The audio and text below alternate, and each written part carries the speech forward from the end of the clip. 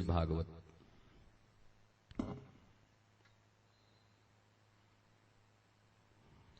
नारद युधिष्ठिर संवाद।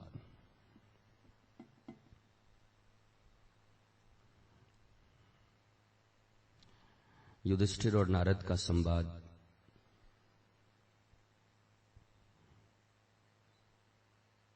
सप्तम स्कंध 15वां अध्याय और पहले श्लोक से शुरू।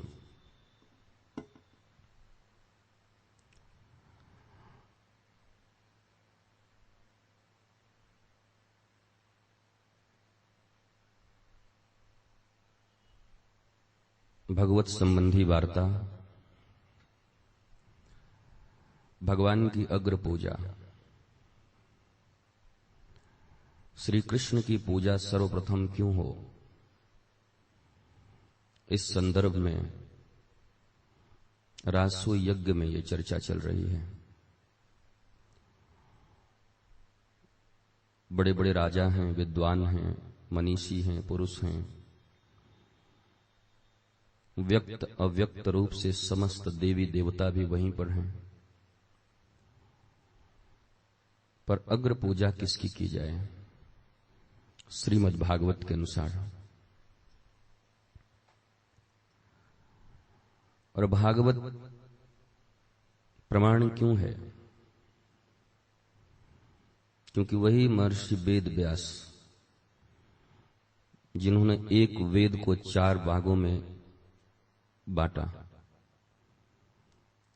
पहले वेद को आप्तवचन कहते थे, फिर 4 भागों में बंट गया। उसके बाद 17 पुराण लिख डाले उन्होंने। तो तुम्हारे देवी पुराण, शिव पुराण, विष्णु पुराण, गरुड़ पुराण, नारद पुराण, मत्स्य पुराण, 17 है। और जब सब लिख डाला उन्होंने, फिर भी उनको जब चैन न मिला, तकलीफ बढ़ती गई। सब लिखने के बाद भी कभी कभी हमारे साथ भी ऐसा ही होता है। हम जितनी पूजा पाठ करते हैं, हमारी तकलीफ बढ़ती जाती है। हम स्वविवेक से आध्यात्म की ओर जितनी गहराई से प्रवेश करते जाते हैं अपने मन के अनुसार, तो हमारी तकलीफें और बढ़ने लगती हैं। तो तुम्हारे साथ हो तो कौन सी बड़ी बात है। वेदव्यास के साथ भी यही हो रहा है। जिनके लिखे हुए झूठे को आज तुम पढ़ते हो, उनके ऊपर प्रमाण मानकर प्रवचन करते हो, सुनते हो, सीखते हो, चलते हो। वह भी वेदों के विभाजन और महाभारत के निर्माण, 1 लाख श्लोकों का ब्राह्मण ग्रंथ, सप्तपद, उपनिषद, ये समस्त लिख डाला, कुछ भी न छोड़ा। ब्रह्म सूत्र, अब क्या बचा? पर फिर भी मन में पीड़ा है, फिर भी मन में तकलीफ है। जो लिखने वाला है, जिसने पूरे सनातन शास्त्र को लिख दिया, उसी के मन में पीड़ा है। पढ़ने वालों का क्या होगा? तो बहुत निराश बैठे हैं, बहुत दुखी बैठे हैं। आप सबको पता है कि फिर नारद आते हैं, उनसे उनकी चर्चा होती है। वेदव्यास उठकर नारद का अभिवादन करते हैं, प्रणाम करते हैं। और तब नारद जी ने पूछा, तुम्हारा मन खिन्न दिखाई पड़ता है। तुमने तो समाज के लिए, मनुष्यों के लिए, संसार के लिए इतना कार्य कर दिया है। जो असंभव है एक व्यक्ति के लिए, वो कर दिया तुमने। फिर क्यों खिन्न हो, क्यों दुखी हो? तो वेदव्यास की पीड़ा झलक आई और कहे, अगर तुम ये जानते हो नारद जी, गुरु स्वरूप हो, मेरे गुरु ही हो, अगर ये जानते हो कि मैं पीड़ा में हूं, तो हे नाथ, यह भी जानते होगे कि मैं पीड़ा में किस लिए हूं, किस बात की मुझे पीड़ा है, तो आप पीड़ा को भी समझ लो और पीड़ा का निवारण भी बता दो। और तब वेद व्यास बैठे हैं और नारद ने उन्हें कहा कि तुमने लोक धर्म का तो बहुत प्रचार प्रसार और उसके संबंध में तुमने बहुत कुछ लिख दिया। कर्म कांड के श्लोकों को उठाकर तो तुमने बहुत विस्तार कर दिया। पर हे वेद व्यास, इतना समाज सेवा, लोक सेवा, राष्ट्र सेवा करने के बाद भी तुम्हारे मन में पीड़ा है। उसका कारण यही है कि भगवान के प्रेम विषयक अभी तक तुमने कोई भी रचना नहीं की। भगवान के प्रेम के संबंध में, भगवान से प्रीति के संबंध में तुमने अभी तक कोई रचना नहीं की। तुमने केवल बस कर्मकांडियों के लिए और बड़े बड़े सूत्र स्थापित कर दिए। इसका कोई मतलब नहीं है। जरा तुम सोचो तो, लिखकर तुम संतुष्ट न हो तो पढ़ने वाले कितने संतुष्ट होंगे। तुमने इतनी तपस्या करके इन्हें लिख के भी तुम्हारे मन में कोई चैतन्यता का, शांति का अनुभव न हो रहा है, तो इनको पढ़ने वाले वो तो पढ़ भी न पाएंगे। पूरे जीवन भी लगे रहें तब भी तुम्हारे लिखे हुए ग्रंथों को न पढ़ पाएंगे। तो उनको कैसे शांति मिलेगी? उनको कैसे भक्ति प्राप्त होगी? उनको प्रभु के प्रेम की अनुभूति कैसे होगी? तुमने तो कुछ लिखा ही नहीं, इतने पुराण लिख दिए। तब पूछते हैं वेद व्यास, अब मुझे क्या करना चाहिए? अब मेरी तो इच्छा ऐसी होती है कि भगवान के लीला संबंधी, भगवान के प्रेम संबंधी और भक्ति संबंधी चीजों का प्रतिपादन करो, जिससे जीव मात्र का प्रेम भगवान के श्री चरणारविंद में हो जाए। क्योंकि भगवत चरणारविंद का आश्रय लिए बिना, और वो भी प्रेम का संबंध, और कर्मकांड का कर्म से, योग से, ज्ञान से, सांख्य से, इन सब से बिल्कुल नहीं। जब तक भगवान के साथ प्रेम का संबंध नहीं होता तब तक वेद व्यास न तुम शांत रहोगे, न इसे पढ़ने वाले, बांचने वाले, सुनने वाले लोग ही शांत रहेंगे। थोड़ा सा और दो, मेरे हिसाब से दिया करो। और उसके बाद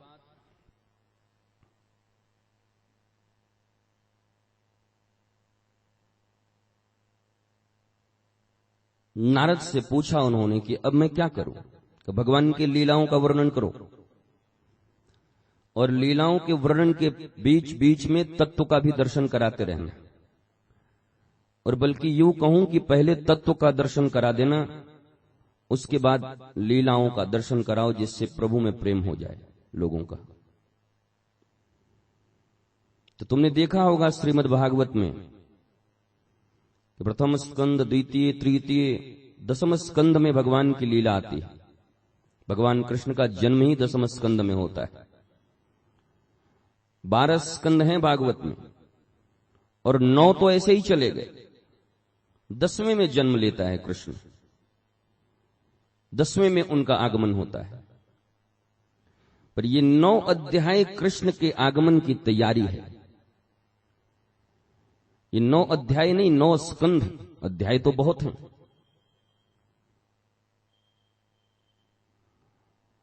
तो ये 9 स्कंध तक भगवान आए, और भगवान आ भी गया और तुम्हारा उनसे प्रेम न हुआ, तो उनके आने का प्रयोजन भी क्या है? क्यों आए वो?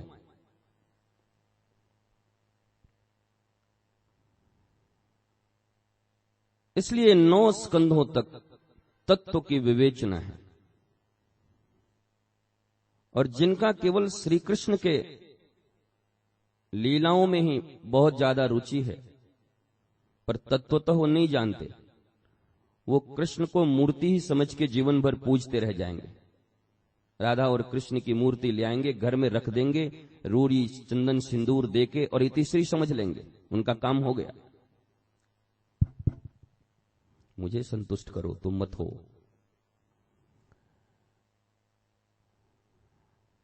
रिकॉर्डिंग अच्छा है ना है, मैं जैसे बोल रहा हूं करो। इसलिए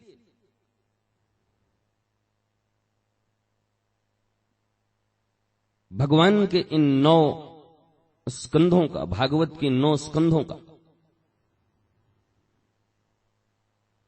अगर सद्गुरु के चरणार विंद में बैठकर तुम श्रवण नहीं करते, मनन नहीं करते, अनुशीलन नहीं करते, तो परीक्षित जैसे लोगों को भी जाके संदेह हो गया, परीक्षित से तो अच्छे श्रोता न हो तुम, वो अल्टीमेट है श्रोताओं में, जिसने 7 दिनों तक, जिसे न भूख लगती है न प्यास लगती है, और एक ही आसन में बैठा है 7 days and 7 nights, हिलता तक नहीं वो परीक्षित, जब भगवान की महारास लीला होती है तो उसको संदेह हो जाता है, ये कैसे भगवान ऐसे चीर कैसे चुराए। वो फिर कथा में तुमने सुना होगा कि सुखदेव ने बड़ी जोर से डांट पड़ाई, मूढ़ राजा, मूर्ख, तुझे 9 स्कंदों से यही तो सिखाते आ रहा हूं, उनके तत्व संबंधी चिंतन करा रहा हूं तुम्हें कि तत्वतः वो हैं कौन। ऐसे महान सद्गुरु के रहते हुए, सुखदेव के रहते हुए, उनके मुख से कथा सुनने के बाद भी 10वें स्कंद में भगवान के महारास की लीला में परीक्षित को संदेह हो गया, तुम्हारी क्या हैसियत है। और अगर उस समय 9 स्कंद पढ़ाकर सुखदेव चल दिए होते और कहते अब तो 3 बचा है, बाकी तो खुद कर लेना, 9 तो पढ़ा ही दिया है मैंने। अगर उस समय उसके लिविंग मास्टर, लिविंग गुरु सुखदेव न रहते परीक्षित के,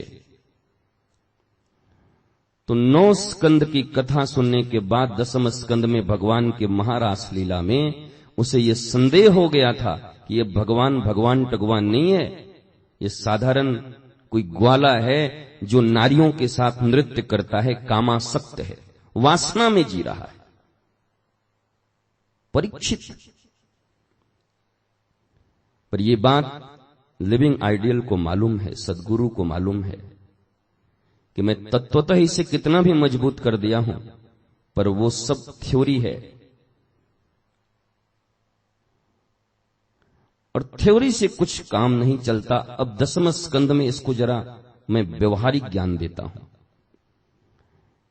जितनी ज्ञान मैंने इसको दिया है, जो थ्योरी इसको समझाए हैं, इसकी परीक्षा अब 10वें में लेता हूं, और वो फेल हो गया। और हम कहते हैं कि हमने तो एक कथा सुनी है, हम तो सब समझते हैं। बुद्ध जनों को हंसी आती है तुम पर, वो कुछ बोलते नहीं, क्योंकि तुम्हारे चमड़े कपड़े में वो आसक्त होते भी नहीं, उनकी दृष्टि भी नहीं होती तुम्हारे चमड़े कपड़े में, पर वो मुस्कुराते हैं, उनके भीतर एक हंसी उठती है और एक दया और करुणा का भाव भी रहता है कि इसे मैं न छोड़ूंगा, क्योंकि ये अंतिम अध्याय के अंतिम श्लोक में भी फंस के बाकी सब तक तो इसका चला जाएगा, बह जाएगा। इसलिए तो भागवत, रामायण या हमारे शास्त्र कहते हैं कि सत्संग कब तक, और सत्संग किसके सानिध्य में, गुरु के सानिध्य में ही तो होगा, और हो भी कहां सकता है सत्संग, कोई जगह भी न है इस संसार में जहां तुम सत्संग कर पाओ। बोला सदा सेव्या श्रीमद् भागवती कथा, ये सत्संग सदा सेवन करो, तो इसमें छुपा हुआ है कि अपने गुरु की संगति कभी मत छोड़ना। स्कूल, तुम यूपी में जाओ, बिहार में जाओ, जाके बोलते स्कूल, बोलते हैं लोग, स्कूल कहां गए थे, बोले स्कूल से आ रहे हैं, पर लिखा तो रहता है स्कूल, आधा कूल। और ऐसे इंग्लिश के बहुत सारे शब्द हैं हिंदी में भी जो साइलेंट होते हैं, तुम भी जानते हो। तो वैसे ही इन शास्त्रों के गूढ़ श्लोकों में बहुत सारे अर्थ साइलेंट हैं, छुपे हुए हैं, तुम कैसे पहचानोगे उनको। तुम सीधे सीधे श्लोक, तुम तो हनुमान चालीसा पढ़ के आज तक न समझ पाए, कई बार मैंने कहा है, रामचरितमानस का एक चौपाई का अर्थ न समझ पाए, किसी संत के कहे हुए एक दोहे का अर्थ न समझ पाए। कबीर के अर्थ को क्या निकाला तुमने, करका छाड़ के मन का, वो पता नहीं क्या क्या अर्थ निकाला लोगों ने। इसलिए तुम ये मत समझना तुम्हें आश्रित नहीं बनाया जा रहा है। तुम सोचोगे ये तो पराश्रित हो गए। हां, जगत के ऊपर, जगत के विभिन्न लोगों के ऊपर पल पल आश्रित होने और निराश्रित होने, आशा और निराशा में जीने से तो अच्छा है कि अपने सद्गुरु के ऊपर पूरे जीवन नहीं बल्कि जन्म, जितने जन्म मिले उतने आश्रित रहो। यह आश्रय भी तुम्हें श्रेष्ठता की ओर ले जाएगी, पर जगत का आश्रय तुम्हें निकृष्टता की ओर ले जाएगी। जगत के आश्रय कभी शाश्वत नहीं होते। जगत के जिन अवलंबों को लेकर के और तुम सोचते हो अब मैं मजबूत हो गया, अब मेरा काम बन गया, वो अवलंबन ही कब टूट जाए ये तुम्हें पता नहीं। तुम जिनके भरोसे सोच रहे हो मैं सुरक्षित हूं, वही कब टूट जाए इसका कुछ पता नहीं।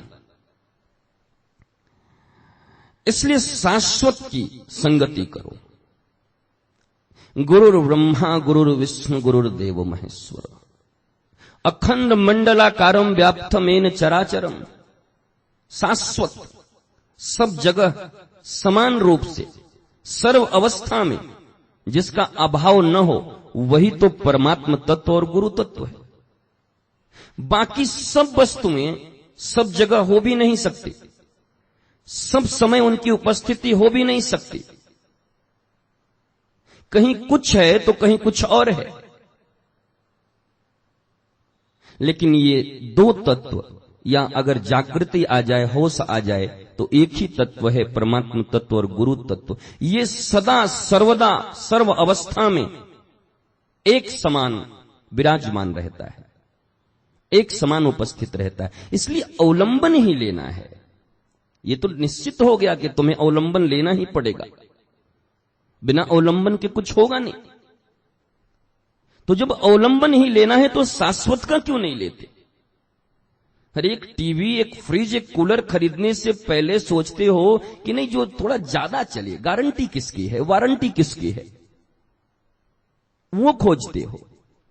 तो जब अवलंबन खोजते हो तो वो क्यों नहीं खोजते कि इसकी गारंटी कितनी, ये शाश्वत है या नहीं है, या आज है कल मिट जाएगा। द्रौपदी के पतियों की तरह 5-5 पति, 1-2 नहीं, वो भी गांडीवधारी, गदाधारी, सत्यवादी, भालाधारी, बर्छाधारी। और महान पंडित सहदेव, क्षत्रिय जरूर है, पांडव, पर पंडितों से भी श्रेष्ठ ज्ञान सहदेव के भीतर है। इसलिए भगवान सदा उनको पंडित सहदेव कहते हैं। अरे सहदेव पंडित, भीम महात्मा, बलवान भी है और महात्मा भी। ये सब होने के बाद भी जब उनका अवलंबन करके बैठी है द्रौपदी, तो अवलंबन टूट गया। बैठे थे वहीं पर कुछ न कर पाए उसके लिए, नजरें झुकाए बैठे थे। मरे भी न थे, मर जाते तो एक बात समझ में आती, चलो है ही नहीं तो फिर रक्षा कैसे करें। जिंदा हैं, जीवित हैं। श्री कृष्ण यही तो दिखाना चाहते हैं कि मैं किसी को मार डालूं उसी के बाद तुम्हारा अवलंबन छिनता है, ऐसी बात नहीं है।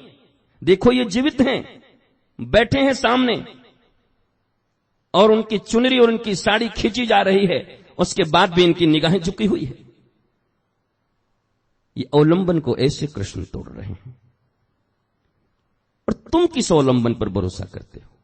तुम्हारा कौन अवलंबन है? प्रहलाद का अवलंबन, इस दुनिया में पुत्र का सबसे बड़ा रक्षक कौन होता है? पिता ही तो होता है। माता घर में बचाती है, घर में आंचल में रखती है, पर बाह्य विपदाओं से, आपदाओं से अपने पुत्र की रक्षा कौन करता है? पिता ही तो करता है। पर जरा गति तो देखो, यहां पिता ही दुश्मन बना पड़ा है। यहां पिता ही मारने के प्रयोजन कर रहा है, आयोजन कर रहा है। कभी तलवारों से, कभी पहाड़ों से फिकवाता है, कभी आग में बिठाता है। पर प्रहलाद का अवलंबन परमात्म तत्व और अपने नारद के चरणों में गुरु तत्व में है। नारद जी ने जो सिखा दिया है प्रहलाद को गुरु रूप में कि तुम इनका अवलंबन करके रखना, गुरु वचनों में इतनी निष्ठा है प्रहलाद की कि पिता भी शत्रु हो गया जो बचाता है, उसके बाद भी प्रहलाद मस्त है, उसके बाद भी प्रहलाद आनंदित है। यहां सास ससुर, भाई बहन, परिवार परिजन सब के सब भरी सभा में बैठे हैं, सबकी निगाहें झुकी हैं। अरे कोई तो एक वीर आता, पति न थे तो कोई और आ जाता, कोई रिश्तेदार आ जाते, कमी थी क्या? द्रौपदी के मैके पक्ष से लेकर और द्रौपदी के ससुराल पक्ष के सारे लोग वहां, पर कोई न बचा पाया। और वो अवलंबन जब प्राप्त हुआ द्रौपदी को, तो वो केवल परमात्मा तत्व की प्राप्ति, और वो भी गुरु कृपाचार्य के इशारे के अनुसार। ऐसे मत समझना कि द्रौपदी ने पुकार लिया, हां नाथ द्वारिका वासिन, और कृष्ण दौड़ के चले आए। द्रौपदी की बुद्धि ही कहां काम कर रही है? वो तो कभी ऐसे पकड़ती है, कभी दांत से पकड़ती है, अंतिम समय तो दांत से पकड़ ली साड़ी को कि अब न छोड़ूंगी। अरे 10,000 हाथियों का बल है दुशासन के पास, तेरी दांतों में कितनी शक्ति, क्या करेगी दांतों से? और तब जब कृपाचार्य ने उंगली दिखाया, मैं कई बार इस संदर्भ को कहता हूं, पर हम भुलक्कड़ दास हैं सब। भुलक्कड़ी में तो हमें महारत हासिल है, बाकी सब हमें याद रहे, पर हमारे ही मंगल की वस्तु हमें याद नहीं रहती, क्योंकि हम परिचित ही नहीं है अपने स्वभाव से, अपने स्वरूप से। हम जिसकी रक्षा कर रहे हैं वो अशाश्वत है, हम जिसकी रक्षा कर रहे हैं उसको मिटना ही है एक दिन। हम जिसके लिए प्राण दिए जा रहे हैं उसको किसी भी दिन नाली में गिर जाना है, पर हम उसके लिए प्राण दिए हुए। पर जिस शाश्वत की पहचान करनी है हमें, जो शाश्वतता को उपलब्ध होना है हमें, जिस शाश्वत आनंद के संगति में रहनी है हमें, उसे याद दिलाने वाले गुरु भी न जाने कितनी बार तुम्हें कहते हैं, पर कहां याद रहती है तुम्हें वो बातें? कहां रिकॉल कर पाते हो उनको? तुम तो शास्त्रों का भी उपयोग, मैं कई बार कहता हूं, अपने अहंकार की रक्षा के लिए करते हो। तुम अपने शास्त्रों का उपयोग तुम्हारे भीतर जो दुष्प्रवृत्ति है उसको बचाने के लिए करते हो। तुम कभी चैतन्य होने के लिए, बुद्ध होने के लिए, तुम कभी जागृत होने के लिए शास्त्र का और सद्गुरु का प्रयोग नहीं करते। सदियों से यही होता आया है, पर जिन लोगों ने किया उनके जीवन में फूल खिले, जिन लोगों ने न किया वो कांटों में ही सोए रहे, दुर्गंधी आती रही उनके जीवन से। मामला तुम्हारा है, नफा नुकसान सीधा सीधा तुम्हारा है। तुम सोचो, तुम्हारे विषय में और सोचे भी कोई क्यों सोचेगा? यह सीधा सीधा तुमसे जुड़ा हुआ बात है। दुकान के नफा नुकसान को तुम सीधा सोचते हो, पर इस जीवन के नफे नुकसान के बारे में तुम्हें सोचने का फुर्सत नहीं, सोच भी नहीं सकते। और फिर जगह जगह अवलंबन ढूंढते चलते हो। मैं दुखी हूं, मैं कष्ट में हूं, मेरा तकलीफ है, मुझे दूर कर दो, मुझे उनको बुला दो, मुझे उनसे मिलना है, मुझे कुछ न होगा। ये तुम एक जन्म से नहीं कर रहे हो। मैं बहुजन्म विश्वास रखने वाला हूं, और मैं मानता हूं परमात्मा जो कहता है वो झूठ न कहता है। और मैं देखता भी हूं, अनुभव है मेरा, कई जन्म तुम्हारे और हमारे हुए हैं, और हर जन्म में तो यही करते आए हो, हर जन्म में तो ऐसे ही चूकते आए हो, हर जन्म में तो यही मूढ़ता तुम्हें परमात्मा की प्राप्ति से रोकती आई है, आनंद की प्राप्ति से तुम्हें रोकती आई है, और फिर उसी मूढ़ता को लेकर ढाल बनाकर खड़े हो गए। बुद्ध पुरुष आता है, तुम्हारा सद्गुरु आता है, तुम्हारी जड़ता को मिटाने के लिए, तुम्हारी मूढ़ता को मिटाने के लिए। और तुम न मिटाओ तो उसका कुछ आता जाता भी नहीं। उनका काम है करुणा करना, बारिश का काम है बरसना। किसने अपने आंगन में घड़े को औंधे मुंह रखा था और किसने सीधे मुंह रखा था, इससे बारिश को क्या मतलब? बारिश तो कोई भेदभाव नहीं करती, वो तो समान रूप से बरसती है, पर तुम्हारा घड़ा ही उल्टा है। और फिर तुम क्या करोगे? कहां से आएगी एक बूंद भी जल तुम्हारे उस पात्र में? पर जिसने सीधा करके रखा था उसके पात्र भरे। सद्गुरु का काम है कृपा बरसाना, वो तो कृपा स्वरूप ही है, बरसाएंगे क्या?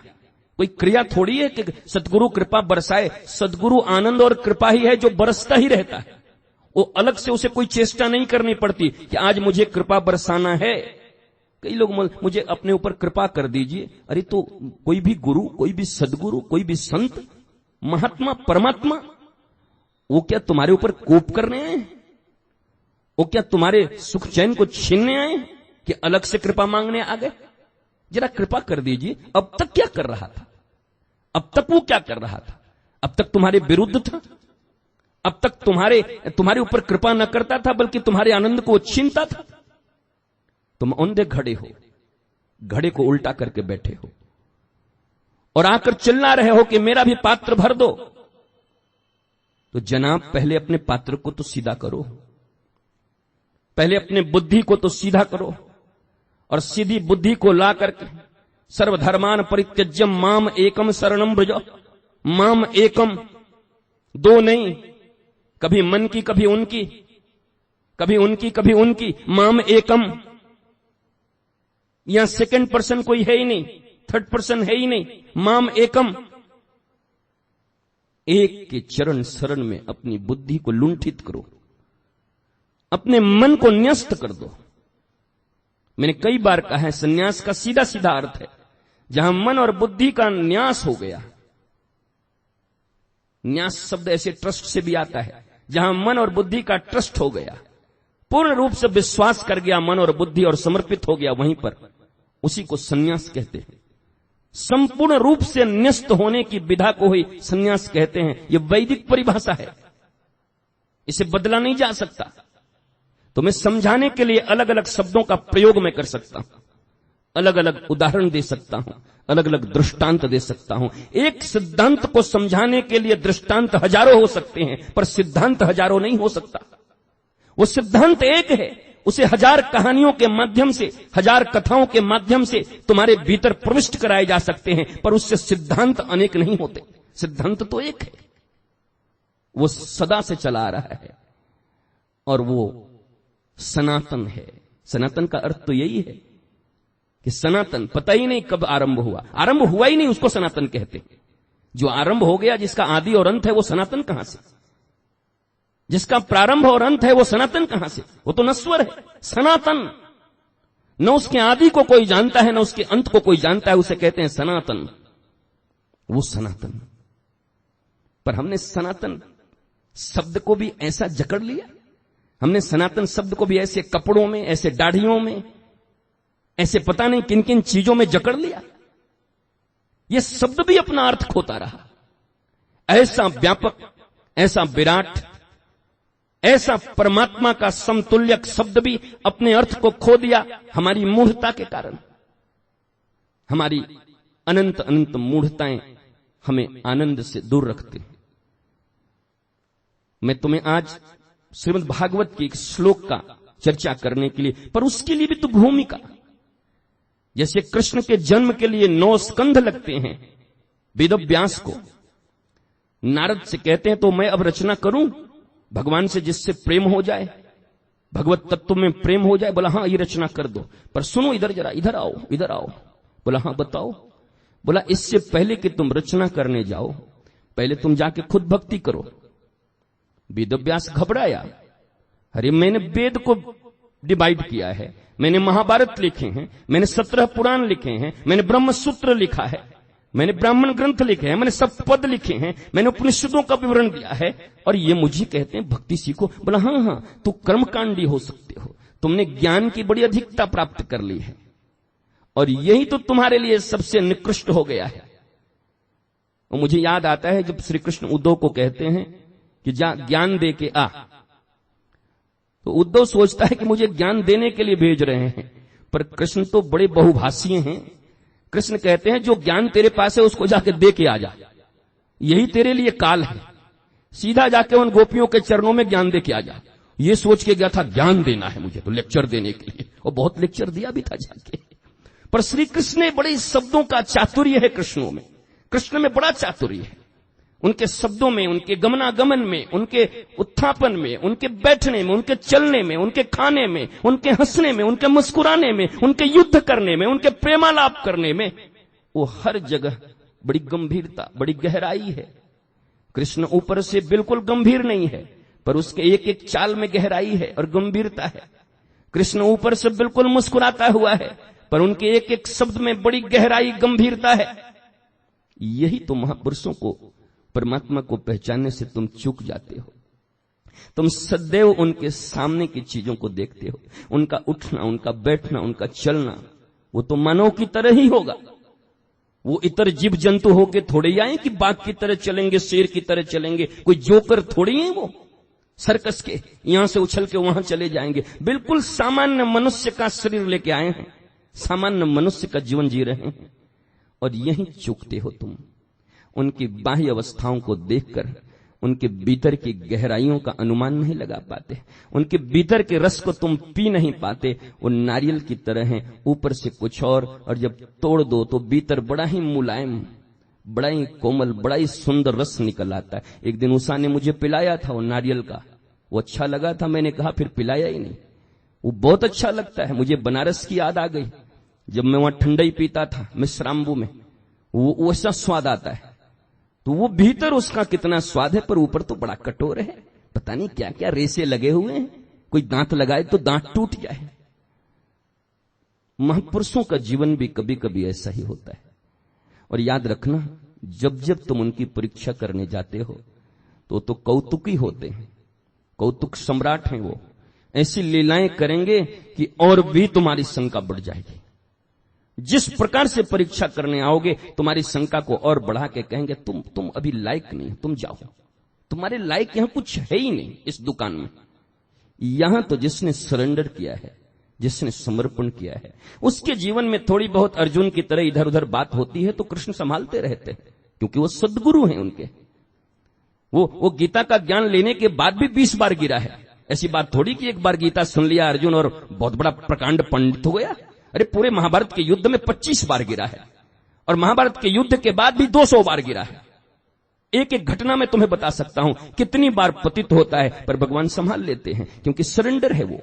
एक जगह वो कहता है कृष्ण जो कहेंगे वही करूंगा, पर बुद्धि फिर भी लगा लेता है। कभी कभी बुद्धि जागृत हो जाती है, कृष्ण के चरणों से दिया हुआ बुद्धि वापस ले लेता है। एक बार दान करके वस्तु वापस ले लेता है, और दान की हुई वस्तु वापस लोगे तो फिर क्या, वही तो होगा जो होना चाहिए। कई बार अर्जुन गिरा है, पर कृष्ण के प्रति उसकी अनुरक्ति, उसका अनुराग, उसकी निष्ठा कम नहीं है। मूर्खता कर लेता है, मूढ़ता कर लेता है, पर कृष्ण खड़े हैं बचाने के लिए। भैया मूढ़ता तुमसे हो जाए, मूर्खता तुमसे हो जाए, गलतियां हो जाए, पर तुम्हारा सरेंडर उनके प्रति है तो वो तुमको कभी छोड़ेंगे नहीं। पर तुम अपमान करके उनके प्रति तुम्हारी बुद्धि समर्पित है ही नहीं, उनसे तुम्हारा लगाव है ही नहीं, तो तुम गलतियां पे गलतियां करते जाओ। उनको कोई मतलब नहीं तुमसे। कोई मास्टर तुम्हारे लिए खड़ा नहीं होगा, कोई सदगुरु तुम्हारे लिए नहीं आएगा, कोई परमात्मा तुम्हारे लिए नहीं आएगा, कोई गणेश, कोई राम, कोई कृष्ण तुम्हारे लिए खड़ा नहीं होगा, क्योंकि तुम्हारी समर्पण बुद्धि नहीं है, उनकी पूर्णतः समर्पित नहीं हो। और समर्पण वही होता है जहां प्रेम होता है। तो प्रेम करना पड़ेगा, और प्रेम करने की परिभाषा किसी को सिखाने की जरूरत नहीं इस जगत में। पति से, पुत्र से, माता से, पिता से, भाई से, बंधु से, समाज से, पैसे से, रुपए से, दुकान से, मकान से, किससे प्रेम करना नहीं जानते तुम? तुम्हें कहां से सिखाया जाए? और सबसे तो जानते हो। ये प्रेम किसको कहते हैं, अनुराग किसको कहते हैं? इसलिए परमात्मा से प्रेम और गुरु से प्रेम करने के लिए कभी मत बोलना हमें सिखाइए कैसे प्रेम करूं। यू नो, तो लव कैसे करना है तुम जानते हो। How to love you, love can teach you how to love me. मेरे गुरु ने एक फॉरेनर को उत्तर दिया था, कैसे प्रेम करूं? बोला तो प्रेम ही तुझे सिखा देगा, मुझसे कैसे प्रेम करेगा? तो अनंत प्रेम करता, सबको करता रहता जा।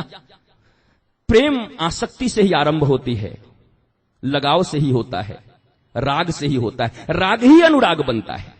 राग और द्वेष बहुत अच्छी वस्तु नहीं मानी गई हमारे शास्त्रों में। राग और द्वेष मत रखना कहा गया है, पर अनुराग को बहुत अच्छा माना गया। पर जब तक राग होगा नहीं तो अनुराग पैदा कहां से होगा? राग, अनुराग का बेस है राग, वहीं से शुरुआत होती है। अथातो ब्रह्म जिज्ञासा, जिसके मन में ब्रह्म को जानने की जिज्ञासा हुई न हुई, वो क्या परमात्मा को जानेगा? ब्रह्म सूत्र का पहला सिद्धांत अथातो ब्रह्म जिज्ञासा जन्मादस्येदो, ये ब्रह्म सूत्र है।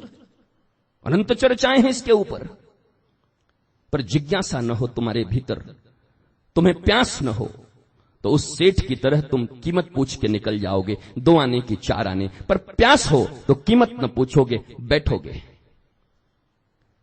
तुम्हें जरूरत नहीं, जिसको जरूरत नहीं उसको मैं देता भी नहीं। कोई भी नहीं देता, कोई मास्टर ने दिया आज तक, किसी सदगुरु ने नहीं दिया। वो जाते जरूर हैं, गांव गांव घूमते जरूर हैं, मिलते जरूर हैं लोगों से, पर उनको पता है मुझे किसे देना है, कहां देना है।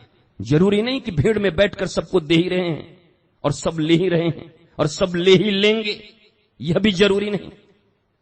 वो भी जानते हैं समर्पण किसका है, देना किसको है।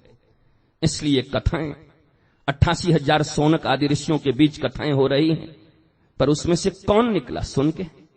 88,000 ऋषियों ने सुना, सब कर्मकांडी थे, सब यज्ञ करने वाले थे। यज्ञ के उपरांत मुंह हाथ काला हो जाता था धुआं से, तो समय बचता था तो सोचते थे क्या करें, बोले चलो थोड़ा कथा भी सुन लेते हैं। वहां कथा मूल न था, वहां भगवान का प्रेम मूल न था, वहां कर्मकांड मूल था। इसलिए उनके जीवन में शायद कोई बहुत बड़ा परिवर्तन आया हो, मैं नहीं जानता, मेरी समझदारी नहीं है। जहां श्रवण ही मूल है, जहां जानना ही मूल है, वहां कुछ प्राप्ति हो सकती है। जहां टाइम पास है, चलो कुछ समय है तो ये भी सुन लेते हैं, तुम्हारे टाइम के अनुसार तुम सुनो, तुम्हारी सुविधा के अनुसार तुम सुनो, तुम्हारी प्यास नहीं है। हर एक साधारण सिनेमा हॉल में जाते हो तब भी तुम्हें 4 शो के भीतर में तुम्हें डिसाइड करना होता है कि 12 से 3, कि 3 से 6, कि 6 से 9, कि 9 से 12 कब जाऊं। केवल 4 ऑप्शन है तुम्हारे पास, उनमें से चुन के जाना पड़ता है तुम्हें। और यहां जहां तुम्हें सब कुछ प्राप्त होता हो, वहां तुम टाइम पास करते हो। वहां तुम्हारे टाइम के अनुसार एडजस्ट करें गुरु मास्टर करे, तुम्हारे टाइम को देखे, तुम्हारे टाइम को समझे।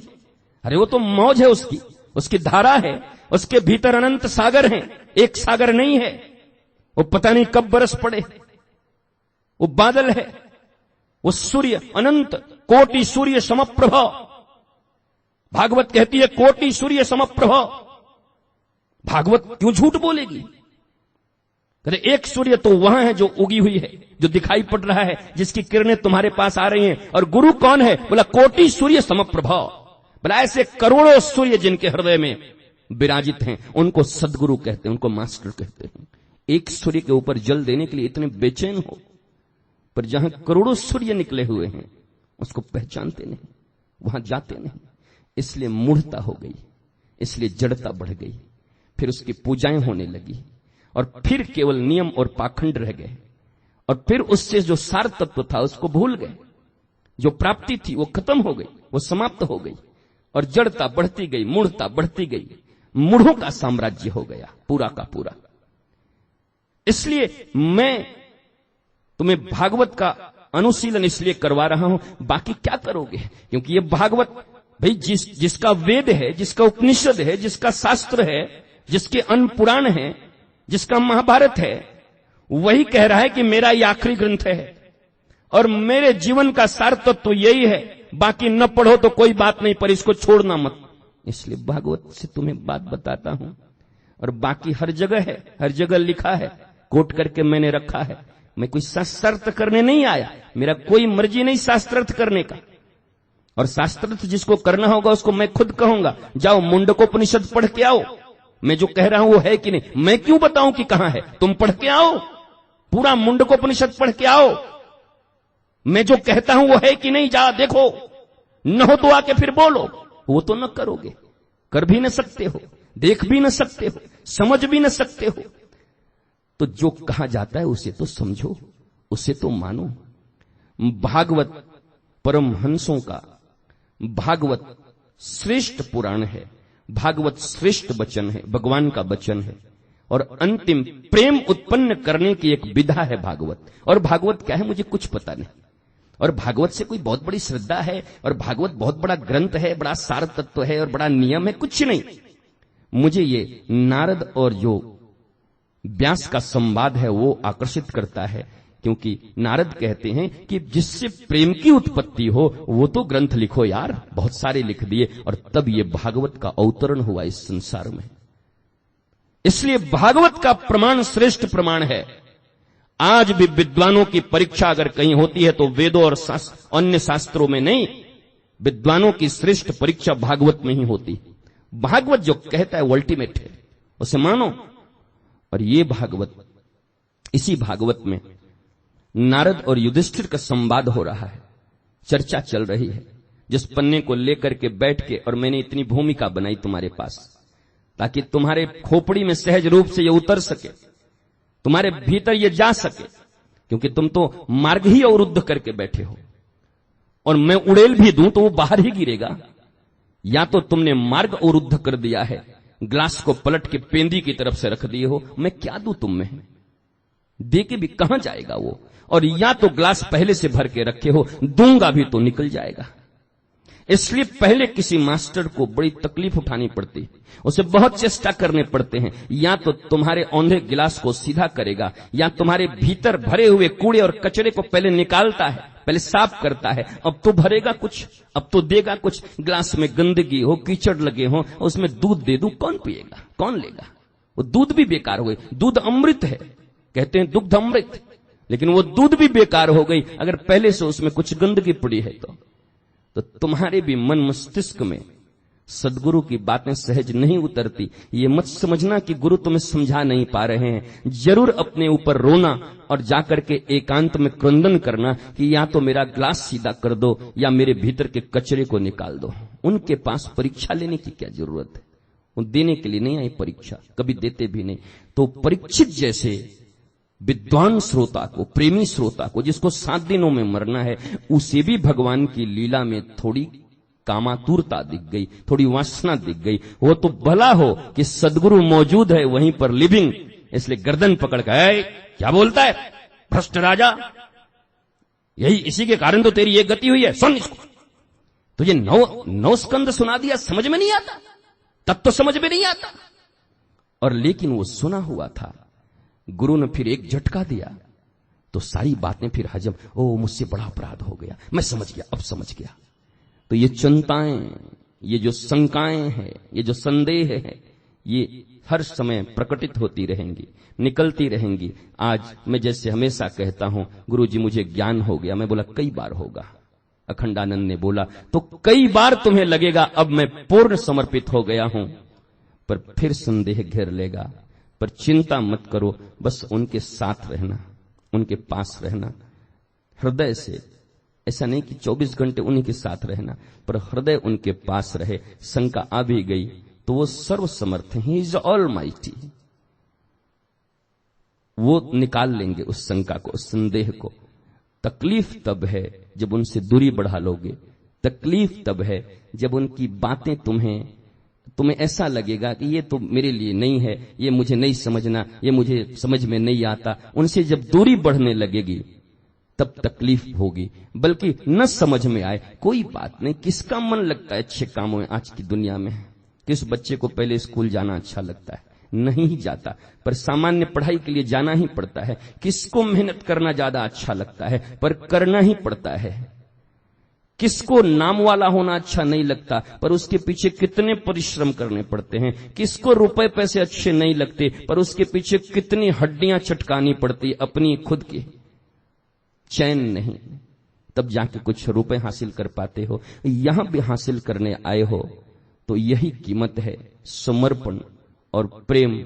वो कम बेसी हो कोई बात नहीं, पर लगे रहना। लगे थाका, मेरे गुरुदेव कहते थे, लगे थाका, लगे रहना, छोड़ना मत। बस वो जो प्रक्रिया है, वो जो थोड़ी थोड़ी संदेह हैं, शंकाएं हैं, वो 12 स्कंध तक जाकर मिट जाएंगी और पूर्णतः परमात्मा में विलीन। परमात्मा में विलीन होने का लोग मतलब समझते हैं मर गए, डेड बॉडी हो गई, आत्मा मिल गई परमात्मा में। ये तो छोटी सी विलीनता है। इसके लिए ये तो हो गए ही, ये तो मजबूरी है तुम्हारी। ईश्वर अंश जीव अविनाशी, आत्मा तो परमात्मा में मिलेगा ही। तुम न भी चाहो, तुम्हारी हैसियत है कि रोक लोगे, वो तो मिलेगा ही। इसके लिए इतना परेशान, मोक्ष मोक्ष मोक्ष, काय का मोक्ष, किस बात का मोक्ष? परमात्मा से मिलन का सीधा सीधा अर्थ यह है कि तुम आनंद पूर्ण हो गए। परमात्मा का अर्थ आनंद होता है। परमात्मा में आनंद है ये कहना ठीक नहीं, मैंने कई बार कहा है। आनंद ही परमात्मा है, दोनों पर्यायवाची हैं एक दूसरे के। इसलिए तो मैं कहता हूं इस जगत में कोई नास्तिक हो भी नहीं सकता, कोई भी नहीं है नास्तिक। किसी से पूछ लो, चाइनीज से पूछ लो, जापानीज से पूछ लो, वियतनामीज से पूछ लो, किसी क्यूबा के नागरिक से पूछ लो, जहां बिल्कुल घोर कम्युनिस्ट, उनसे भी पूछ लो। बोले भगवान राम को मानते हो? जैसा बिल्कुल नहीं मानता। तो आनंद को मानते हो, बोला उसी के लिए तो काम कर रहा हूं। तो कोई बात नहीं, तुम राम नहीं मानते, जसस नहीं मानते, कृष्ण नहीं मानते, फर्क भी कहां पड़ता है, पर वो है भी नहीं। वो तो नाम उनका कुछ दिनों के लिए है। जब 125 वर्ष के लिए द्वापर में आए तो कृष्ण नाम पड़ा था, उसके पहले आए तो राम नाम पड़ा था। उनके भी नाम बदलते रहते हैं, वो भी बदले, कभी बामन हो जाते हैं, कभी मत्स्य हो जाते हैं, कभी शुक्र हो जाते हैं, पता नहीं क्या क्या, कभी बुद्ध हो गए, कभी महावीर हो गए, पता नहीं क्या क्या होते रहते हैं, उनकी मर्जी। हरि अनंत, उनके नाम भी अनंत हैं। तो नाम से तुम्हें चिढ़ है तो मुझे कोई फर्क नहीं पड़ता, परंतु तुम्हें चाहिए तो आनंद, तुम्हें चाहिए तो मस्ती, और वो मस्ती और आनंद को ही परमात्मा कहते हैं। इसलिए इस संसार में मैं किसी को नास्तिक नहीं मानता, किसी को भी, कोई भी सिंगल पर्सन, कोई जीव, कोई जंतु। अरे शेर नास्तिक नहीं है, अरे लोमड़ी और गीदड़ नास्तिक नहीं है, वो भी अपनी मस्ती के लिए घूमते रहते हैं, कहां भोजन, कहां शयन, कहां मैथुन। जिसको वो आनंद समझते हैं, उनकी समझदारी में थोड़ी सी फेर है, क्योंकि विवेकहीन हैं, पशु हैं, और हम भी अगर वही करते हैं तो हम भी वही हैं, लेकिन चाहते तो वही हैं। इसलिए मेरी दृष्टि में कोई भी व्यक्ति नास्तिक हो ही नहीं सकता, सब आस्तिक हैं, सबको वही चाहिए, सब उसी के लिए प्रयत्नशील हैं, पर अपनी अपनी समझ के अनुसार। तुम्हारी समझ से तुम बरसों नहीं जन्मों से चूकते आए हो, इस बार भी चूक जाओगे। इसलिए कहता हूं कि सद्गुरु के शरणापन्न होकर और तुम फिर उस आनंद तत्व की प्राप्ति का अनुसंधान आरंभ करो। मत मानो गुरु भगवान नहीं है, मैं भी नहीं कहता, चलो यार नहीं है, मेरे को क्या मतलब गुरु भगवान है कि नहीं है, उससे क्या फर्क पड़ता है उसको, भगवान शब्द क्या क्या फर्क पड़ता है। पर जो चीज पाना चाहते हो उनके लिए उन्हीं की शरण में जाओ जो उसको जानते हैं। यहां अभी पर्दा लगाना हुआ तो पर्दे वाले को बुलाना पड़ा, यहां अभी एल्यूमिनियम फ्रेम में कांच लगाना होगा तो उसको बुलाना पड़ेगा, यहां अभी टाइल्स लगाने होंगे तो उसको बुलाना पड़ेगा। तुम न कर पाओगे, पैसे दे पाओगे, तुम न कर पाओगे, विधा नहीं जानते, तुम उसमें स्पेशलिस्ट नहीं हो, कैसे करोगे। खुद तो दुकान नहीं चला सकते, मैनेजर रखना पड़ता है, सेल्समैन रखना पड़ता है, झाड़ू वाला रखना पड़ता है, बहुत सारी चीजें ऐसी हैं जो तुम भी नहीं जानते, अकाउंटेंट रखना पड़ता है, तुम नहीं जानते। जब इन छोटी छोटी चीजों के लिए तुम्हें गुरु रूप में उनको वर्ण करना पड़ता है, बोलो न बोलो पर है ही तो, जो बता दिया वही तो गुरु है तुम्हारा। वैसे ही जिस आनंद की प्राप्ति के लिए तुम जन्मों से भटक रहे हो, तुम्हारे कितने जन्म न जाने नष्ट हो गए, उनकी प्राप्ति के लिए तुम्हें उन्हीं के किसी स्पेशलिस्ट के पास जाना होगा, जिन्होंने स्वयं को उपलब्ध कर लिया है, जो परमात्मा को अपने भीतर आत्मसात कर चुके हैं। शरीर अलग हो सकता है, पर इसमें क्रिया करने वाला तो परमात्मा ही है।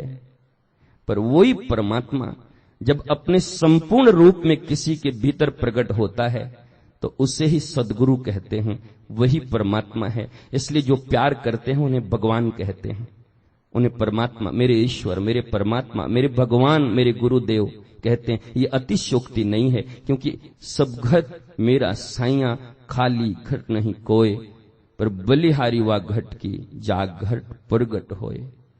तो वो उसी में प्रकट हो गया, उसी शरीर में, वो वही है। और तुम अभी भी मूर्तियों में ही ढूंढते, पता नहीं कहां चले जा रहे हो। जब वो न दिखाई पड़ता तो मूर्ति का परमात्मा कहां दिखाई पड़ेगा। इसलिए मैं तुमसे निवेदन करता हूं, आग्रह करता हूं, इस भागवत में लिखी एक दो श्लोकों को तुम्हें बताना चाहता हूं कि देखो, नारद और युधिष्ठिर के संवाद में भी ओ पता नहीं, जब युधिष्ठिर नारद बताने लगे तो अद्भुत अद्भुत बातें, ऐसे काम कम होगा, ऐसे करने से क्रोध कम होगा, ये योग करने से ये होगा, ये सांख्य करेंगे तो ये होगा। युधिष्ठिर भी घबरा गया, बोला यार इतना कहां से करूंगा, तो बहुत लंबा चौड़ा बात करता है, इतना करना संभव नहीं है। तो बोला फिर कोई सहज उपाय हो तो बताओ, ये कृष्ण की मौजूदगी में हो रहा है, ये सब चर्चाएं, कृष्ण वहां हैं, अगर एक शब्द गलत होता तो कृष्ण रोक दिए होते, स्टॉप इट, मेरे ही सामने, और इतनी गलत बात कर रहे हो, मत करो। पर नारद कौन है? नारद भगवान के मन है। शास्त्र पढ़े हो तो जानते होगे, भगवान का अपना कोई मन नहीं, नारद ही उनके मन है। इसलिए तो सब जगह उनका विचरण है, इसलिए तो दैत्यों के पास भी उनका बैठना है। कंस भी उतना ही मित्र है, और राम जी के पास भी और कृष्ण के पास भी वैसे ही।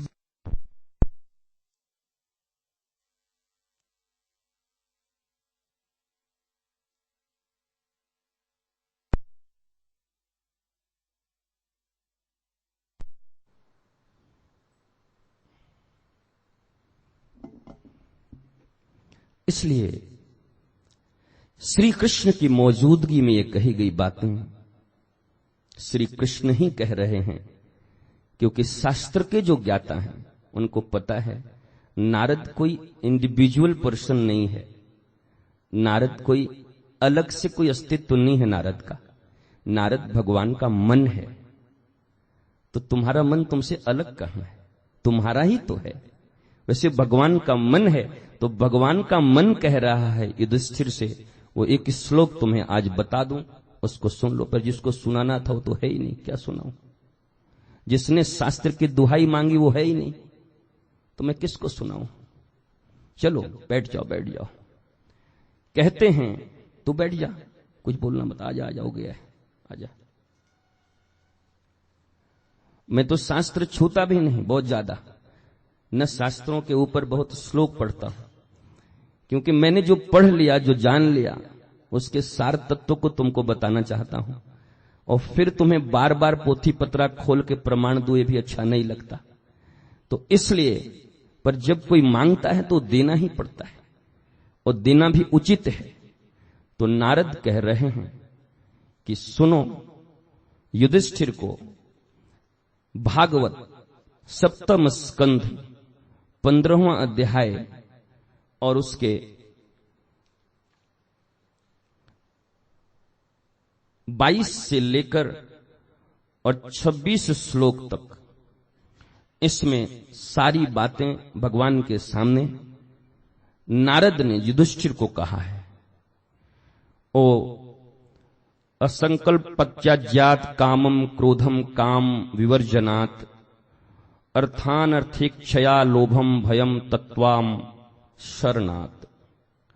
पर एक जो मूल श्लोक है वो मैं तुम्हें पढ़ दूं, बता दूं, उससे समझ लो। यस्य साक्षात् भगवती ज्ञान दीप प्रदे गुरौ मृत्या स्वद्धि श्रुतम तस्य सर्वम कुंजर शौचवत। कुंजर शौचवत, कुंजर हाथी को कहते हैं और शौच कहते हैं स्नान को।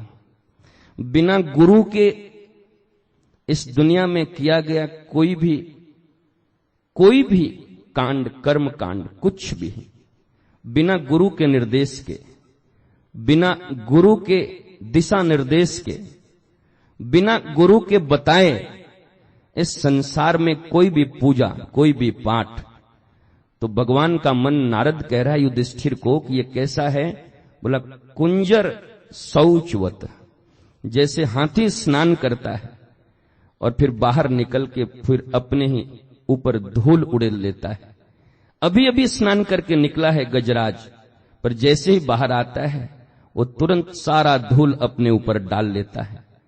तो कहते हैं इस दुनिया में गुरु के निर्देश के बिना और गुरु की आज्ञा के बिना की गई कोई भी पूजा उस व्यक्ति के लिए कुंजर स्नानवत है, कुंजर शौचवत है। ये मैं नहीं कह रहा, श्रीमद् भागवत। और भागवत क्या है मैंने तुम्हें बता दिया, सब शास्त्रों वेदों का सार है। अब तुलसी का पत्ता कहां खोजते जाओगे? उसका अर्क बन के मिल गया, 2 बूंद पी लो, काम बन जाएगा। ये अर्क है, वो समस्त वेदों का, उपनिषदों का, रामायण का, गीता का सार है। वहां कह रहे हैं नारद, भगवान कृष्ण सामने खड़े हैं। कुछ गड़बड़ होती तो नारद को पकड़ लिया होता, खबरदार। इसका अर्थ क्या है? कह रहे हैं कि देखो भैया धर्मराज, संकल्पों के परित्याग से काम को, कामनाओं के त्याग से क्रोध को, अब इतना कर पाओगे तो मुझे बताना, मैं पढ़ दे रहा हूं सीधा सीधा। संकल्पों के परित्याग से काम को जीता जा सकता है, कोई है जो संकल्प का त्याग कर सके? अर्जुन तो गीता सुन के भी रोज संकल्प ले लेता था, अगर शाम तक न मर पाया तो मैं चिता पे चढ़ जाऊंगा। वो गीता सुना हुआ है, वो भी कृष्ण से सुना हुआ है। साक्षात जब हैं कृष्ण तब, हम तो पता नहीं किस पोंगा पंडित से सुने हुए हैं या खुद पढ़े हुए हैं। उसके बाद हमारे श्रवण का क्या मूल्य है? जिसने गीता पैदा की उसने सुनाया अर्जुन को, उसके बाद भी उसे 25 बार मोह हो गया, 25 बार संकल्प कर गया वो। और यहां कहते हैं संकल्पों के परित्याग से काम को जीता जा सकता है। कर पाओगे? कामनाओं के त्याग से क्रोध को जीता जा सकता है, जीत पाओगे? संसारी लोग जिसे अर्थ कहते हैं उसे अनर्थ समझकर लोभ को कर पाओगे? दुकान के पैसे जाके उड़ा पाओगे? नालियों में गिरा पाओगे? न कर पाओगे। तत्व के विचार से भय को जीत लेना चाहिए। तत्व तो 9 स्कंध में सुन के परीक्षित चूक गया। तुम कितने तत्व को जानते हो? तुम्हारा तत्व का ज्ञान कितना बढ़ा है अभी तक? और कहते हैं अध्यात्म विद्या से शोक, अभी तो अध्यात्म ही नहीं समझते, विद्या कौन समझे? और मोह पर, संतों की उपासना से दंभ पर, मौन के द्वारा योगों के विघ्नों पर और शरीर प्राण आदि के निश्चेष्ट करके हिंसा पर। ओह, शरीर प्राण आदि को निश्चेष्ट, चेष्टा रहित जब बना दोगे तो हिंसा के ऊपर विजय प्राप्त हो जाएगा। कौन है जो शरीर और मन को निश्चेष्ट बना सकता है? कितने लोगों ने बनाया। इसलिए हिंसा मिटेगी भी कैसे? कहां से मिटेगी? मैं तो महावीर के अहिंसा पे भी बात करूंगा, मौका आएगा। कभी और किया था, अब और करूंगा, और मस्ती से करूंगा। How is it possible? संभव कैसे होगा? ये बताएगा भागवत, जिसको तुम पोंगा पंडित का ग्रंथ समझ के छोड़ दिए हो। आधि भौतिक दुख को दया के द्वारा, आधि दैविक वेदना को समाधि के द्वारा, किसकी समाधि लगती है? और आध्यात्मिक दुख को योग बल से, कितना बड़ा योग बली हो। एवं निद्रा को सात्विक भोजन से, कितनों का भोजन सात्विक है। स्थान संग आदि के सेवन से, ओह, स्थान का कहां निर्धारण है? संग तो पता नहीं कितने कुकर्मियों का रोज करना पड़ता है, अनवांटेड, तुम चाहते नहीं फिर भी करना पड़ता है। पर यहां तो शर्त है, इसके बिना ये होगा ही नहीं। ओह, वेदना समाधि के द्वारा स्थान संग आदि के सेवन से जीत लेना चाहिए। सत्व गुण के द्वारा रजोगुण एवं तमोगुण पर, 3 ही गुण हैं। त्रिगुण हम हैं और भगवान क्या है? त्रिगुणातीत। यही तो अंतर है तुम में और भगवान में। वो तुम त्रिगुणमय हो और वो त्रिगुणातीत है। तुम सत्व रज तम में बंधे हुए हो और वो तीनों से ऊपर उठे हुए। तो त्रिगुणातीत कहते हैं सत्व को, सत्व के द्वारा रजोगुण को जीत सकते हो, और तमोगुण पर और उपरति के द्वारा सत्वगुण पर विजय प्राप्त करनी चाहिए।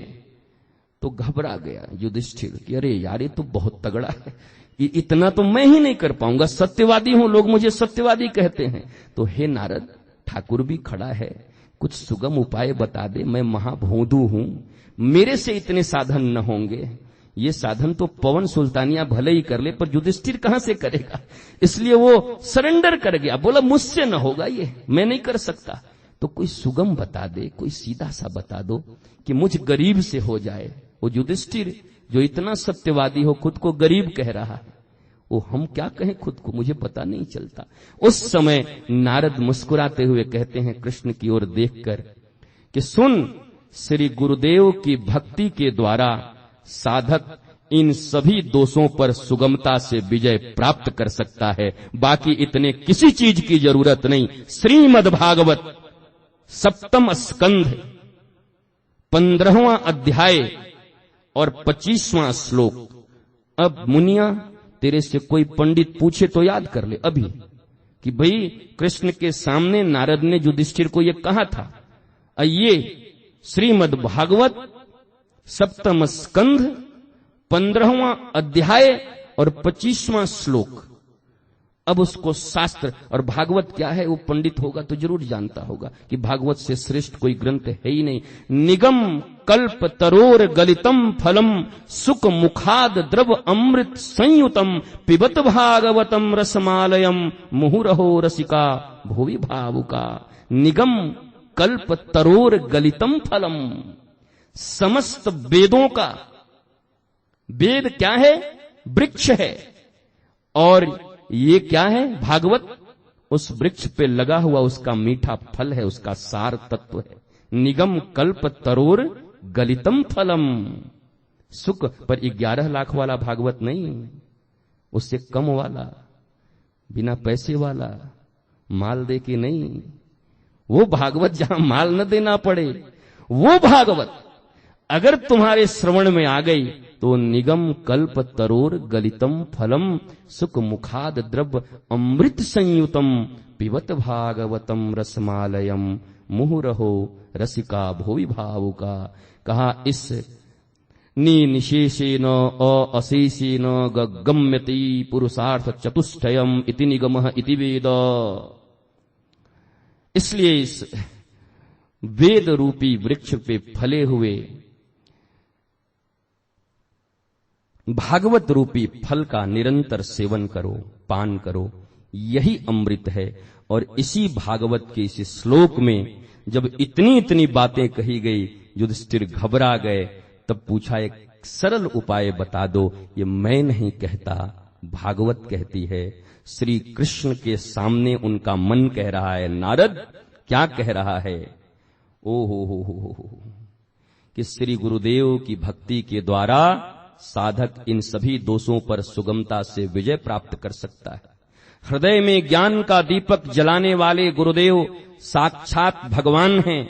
जो दुर्बुद्धि पुरुष उन्हें मनुष्य समझता है, उसका समस्त शास्त्र श्रवण हाथी के स्नान के समान व्यर्थ है। बड़े बड़े योगेश्वर जिनके चरण कमलों का अनुसंधान करते रहते हैं, प्रकृति और पुरुष के अधीश्वर, वे स्वयं भगवान ही गुरुदेव के रूप में प्रकट हैं। इन्हें लोग अपनी भ्रम बुद्धि के कारण मनुष्य मानते हैं। शेष फिर कभी।